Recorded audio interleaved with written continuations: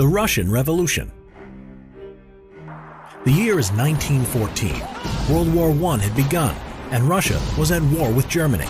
The working class and the peasants make up the Russian army. However, they are not well equipped or trained for the battles to come. The year is now 1917. Millions of Russians had been either killed or wounded. The Russian people were angry at Tsar Nicholas II for getting Russia into the war, and several other reasons, including the Tsar taking personal command of the army, Rasputin's power over the royal family, food shortages, and growing political opposition.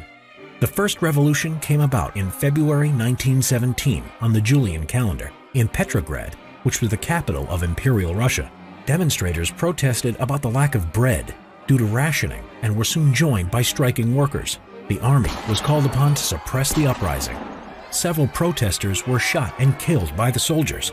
However, many refused to open fire.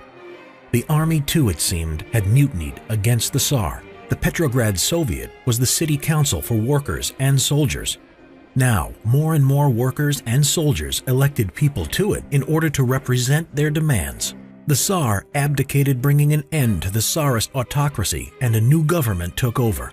This government was run by two political parties, the Petrograd Soviet and the Provisional Government. The Bolshevik Revolution. The Provisional Government was also unpopular. It made the decision to remain in the war and failed to give land to the peasants. Vladimir Lenin and the Bolsheviks were a faction of the Marxist Russian Social Democratic Labor Party, and eventually became the Communist Party of the Soviet Union. He had a simple slogan which would appeal to the people and the Petrograd Soviet: peace, bread, and land. Peace, the end of Russia's involvement in World War I.